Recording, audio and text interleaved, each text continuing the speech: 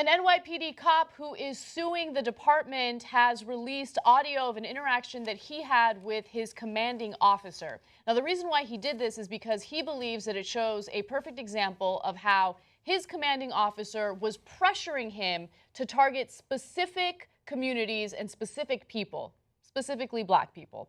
Now, again, this is audio that an NYPD cop has released himself. And I want you guys to take a listen to it. But before we do so, let me give you some more context into the lawsuit. So in January, Michael Birch is the name of the cop who's filing the lawsuit, filed a lawsuit against the city and several individual NYPD officials, alleging that he was retaliated against for speaking out about what he calls an illegal quota system. A judge dismissed his complaint, and he filed an appeal with a higher court last month. Now, he still works for the NYPD, but at the time of this recording that you're about to listen to, he was a transit cop. Right now, he has been transferred out of that department, and he is no longer working under the official that you're going to hear in the audio. So take a listen, and we'll discuss. Who commits the crimes? Who commits the crimes? Well, it's mostly teenagers, anywhere between the ages of 15 and 19, mostly male, blacks, and Hispanics. Okay. Who are you stopping? Everybody. I stop everybody. 54 tags up to 820. Mm-hmm. 25 of those are female. Tag. Okay. Like I said, I stop everybody. I'm not targeting anybody. First of all, you just told me who bad guys are. Yeah, I know that, but there's also other people who are committing violations as well. I'm not saying that there's not violations being made. Male blacks that you commit the crime. Plenty of people that I write summonses to are male blacks and male Hispanics. Male blacks. Not for the whole year, and I have. You're telling me for the whole year I only stopped 2 male blacks for summonses. 820. No. January 1st, August 20. 54 tags. 2 male blacks. 7 Hispanics, 7 other, 10 whites, 3 Asians. So where are you targeting the perp that you just told me? Well, like I said, if I don't see a perp jumping over the turnstile, what am I supposed to do to him? That's what I'm saying. These people are not going to pop. How do I know that? 80% chance. A female Hispanic that I stopped, she said they did pop actually for a warrant, and I arrested her.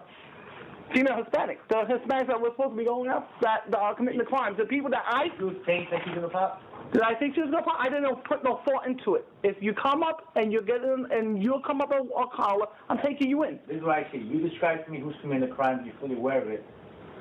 We're not targeting those people. I'm targeting everybody. 2 male blacks. Whoever's out there. If I catch... So you only saw 2 male blacks jump the turnstile? If you're saying that's what's in front of you, then yes, that's all I saw. There's 2 male blacks for the whole year jumping the turnstile. That's what you're saying is in front of you. I'm not disputing that. You're saying that's what I got there? That's what you have. That I'm not disputing here. Well, I'm saying, but we're also talking Hispanics as well. I stopped a lot of Hispanics too. 7 male Hispanics, but more than half are females. And like I said, everybody's committing violations in front of me. Wow. So to give you more context in case, you know, it was a little difficult to decipher what was going on there, a tab is basically a citation, okay? And also when they say the person, did you expect that person to pop, it means when you write a citation for someone and then you find out that there's a warrant out for their arrest, right? And then you can arrest them. And so the commanding officer is trying to ensure that he targets people who are more likely to pop, right? So they can arrest them for warrants. But the reason why this whole conversation came up is because throughout the whole year, it appears that this officer, Michael Birch, had only given citations to 2 black males. And the captain's like, what's up with you not targeting black males enough? At least that's the way it was implied through that conversation. So No, it was, Anna, you're being way over generous. That was clear. That was crystal clear. Why aren't you targeting black males? So the cops, the commanding officer's excuse, we know it, they're more likely to commit crime. But Birch just told you, I went after everyone who jumped a turnstile. So what did you want me to do? He says, I want you to get more black males.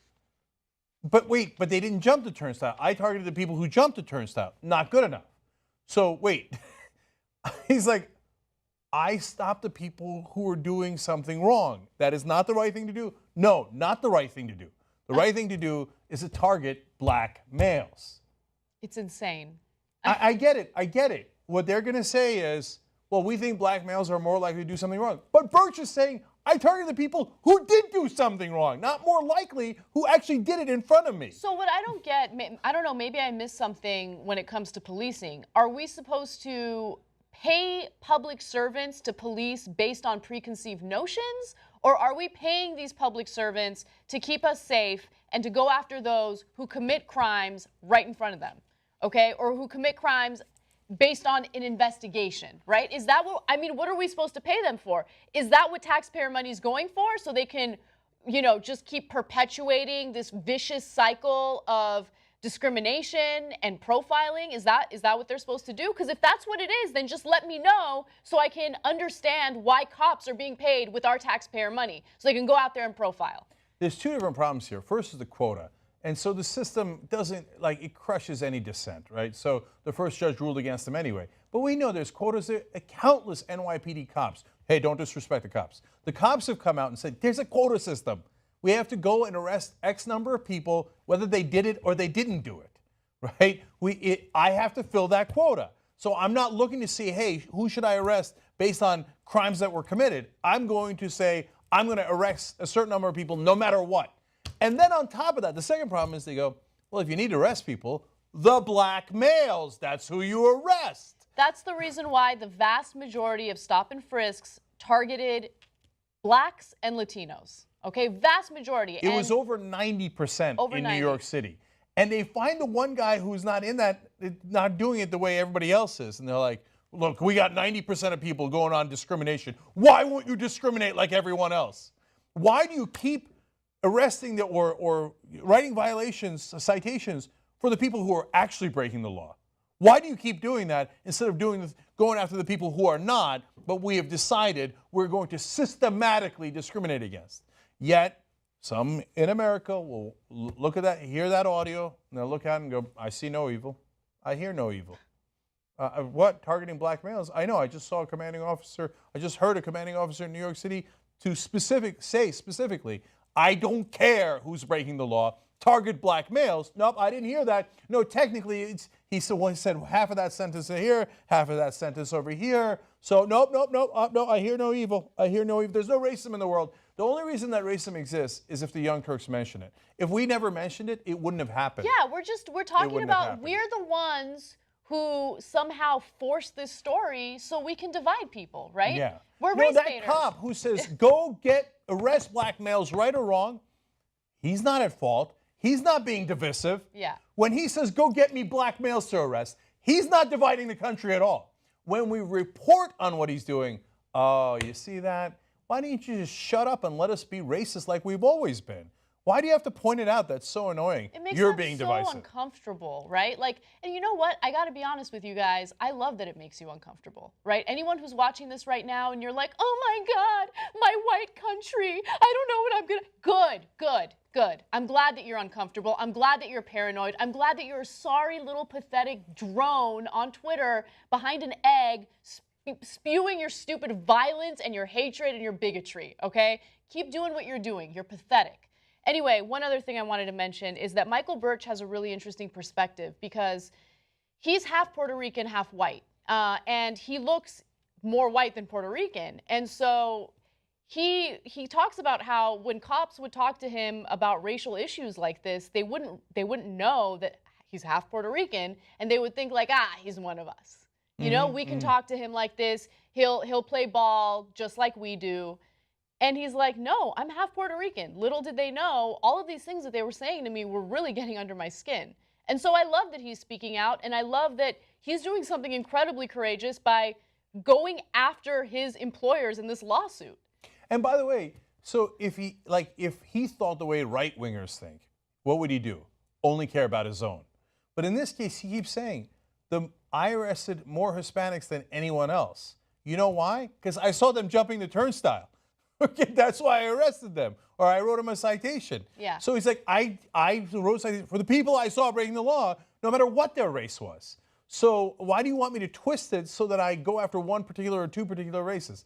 Okay, but look, this is how we change things. The reason that the trolls and the right-wingers are upset is because they think that it might be working, that we are changing things, that we are shining a spotlight on their racism. Yeah. Now, that's not racism for everybody. It's not all white people. We don't think like you do.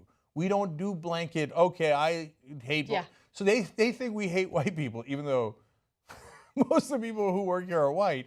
But apparently we all hate white people because they think, oh, I hate all black people, so I assume if they're criticizing anyone who's white, that like me, they hate all white people. Right. No, we don't think that way. We think about systemic injustice, what's wrong with the system, and how can we fix it.